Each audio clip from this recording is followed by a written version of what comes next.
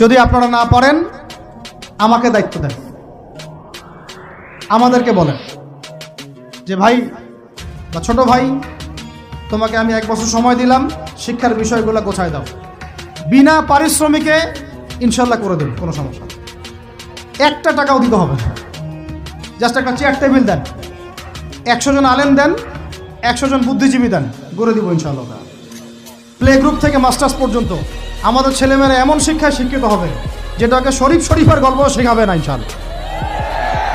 বরং আমার ছেলে পাইলটও হবে, বিমানও চালাবে, আমার ছেলে ইনশাআল্লাহ হাফেজও করানো হবে ইনশাআল্লাহ।